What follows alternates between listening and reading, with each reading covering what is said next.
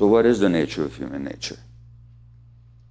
Well, in this system, it is believed and often taught that human nature is essentially selfish, individualistic, aggressive, and competitive. That's human nature. And so when somebody behaves that way, you say, oh, well, what can you do? That's human nature.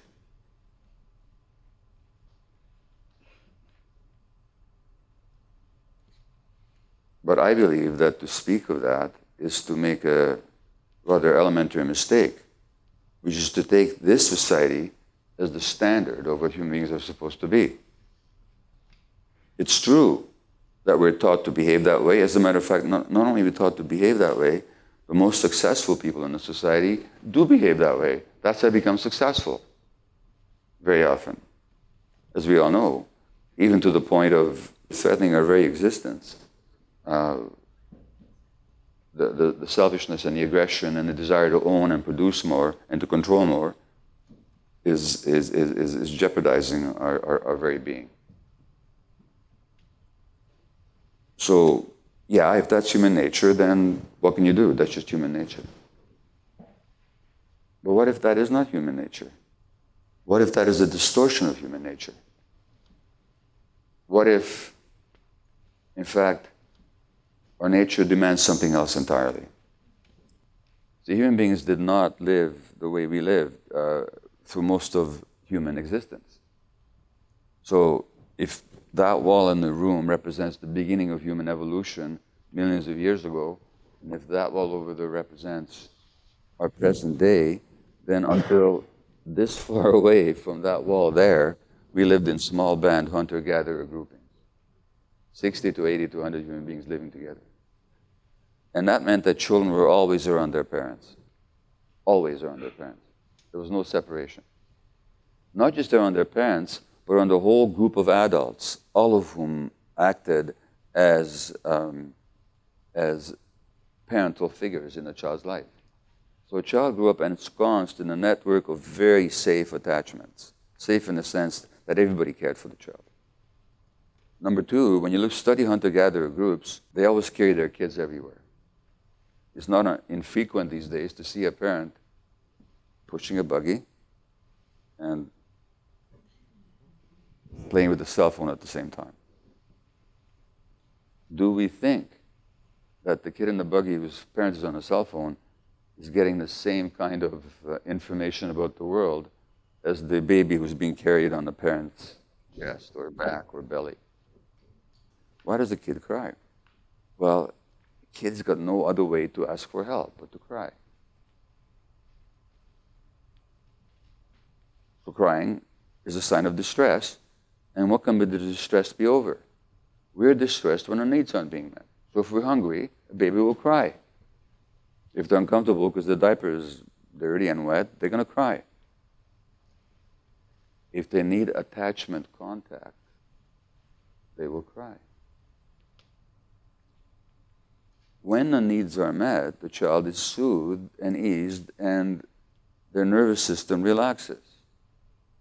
When the needs are denied, the child gets more riled up.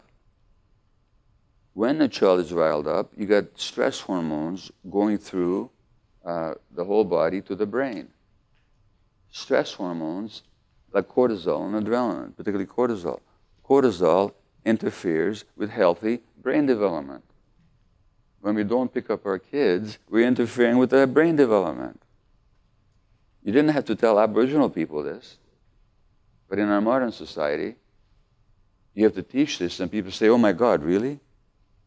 That's not what my doctor told me. They told me, and as a doctor, I used to tell people the same kind of nonsense. Don't pick them up. Let them cry through the night.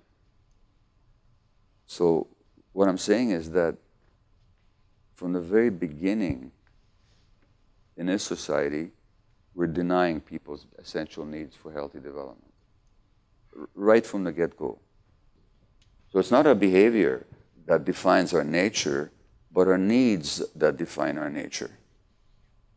And the behaviors reflect the degree to which those needs are met or they are not met. And the conclusions are that yes, there is a human nature, and that human nature was built for love and contact. It was built for It was built for connection. It was built for mutual protection. It was built for mutual aid. And when we rear people and base a whole society on lines that transgress those needs, we're going to get exactly what we've got today, which is a society which is increasingly conflicted, increasingly fractured, increasingly disconnected, and where human pathology is, despite all the advances of medicine, chronic human pathology is on the rise. If everything I said here happens to be true, which I firmly believe to be true, and if it is, everything would have to change. How do we teach parents would have to change. How we treat young families would have to change. How we support young parents would have to change. You'd have to have something different. Well, getting to that something different has to begin with an inquiry, and I hope I've said enough to encourage you to continue on that path of inquiry. Thanks very much.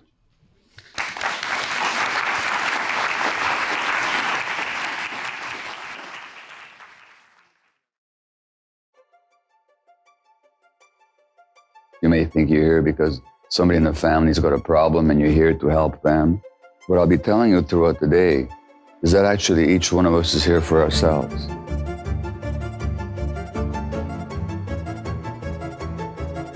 There's tremendous healing possible. Is anybody ever really whole? Yes, they can be.